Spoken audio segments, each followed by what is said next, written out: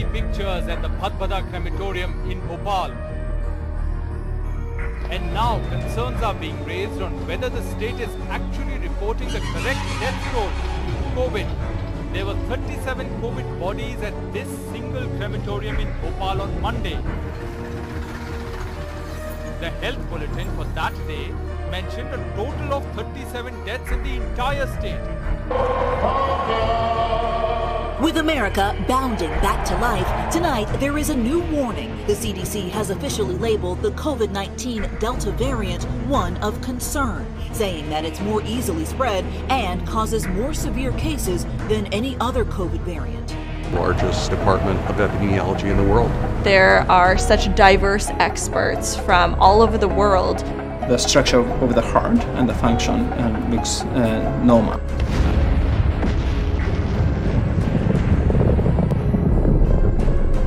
The terror and devastation faced by millions during World War II is essentially unimaginable. The deadliest and most destructive war in human history claimed between 40 and 50 million lives, displaced tens of millions of people.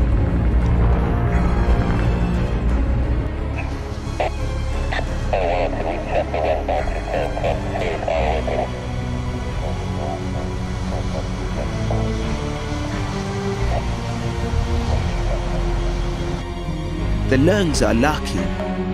Hong Kong has one of the world's highest wealth gaps. The poorer you are, the less space you have.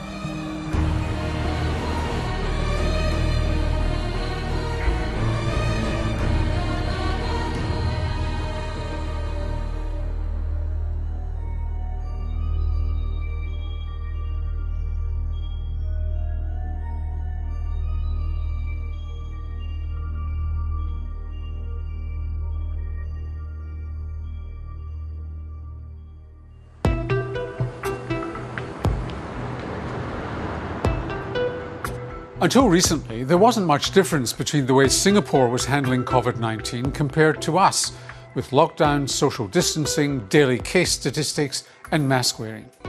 Emily Rayner moved there with her partner for work 5 months before the pandemic kicked off. Quite quickly, the Singapore government got in control of the COVID situation. And even though the situation was relatively stable, those social distancing measures have remained in place throughout. It's not about what side you take. It's about the data and what the science teaches us. Professor Tiki Pangestu is an international authority on public health based in Singapore, which is just coming out of a significant outbreak.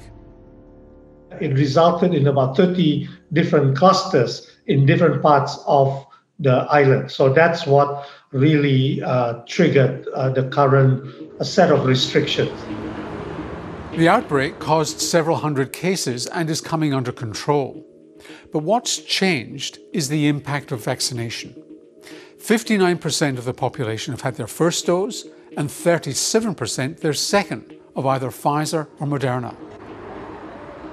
I think it has been a major game changer. For example, the recent clusters that we saw, they have all happened in people who have been vaccinated, and they only suffered mild symptoms and there was no hospitalization. Here's a breakdown. Over the past 28 days, there were no hospitalizations amongst those fully vaccinated.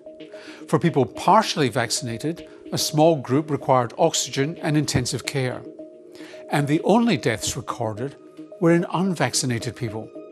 What I think the Singapore government has tried to do throughout is find a balance between social measures and restricting its people and leaving the economy open.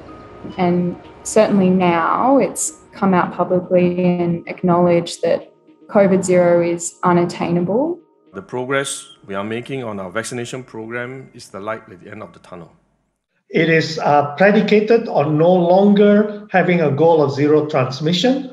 It is built on extending the vaccination coverage. It is built on targeted, more convenient and more rapid testing. It is targeted on making sure that the healthcare system can deal with severe cases of COVID.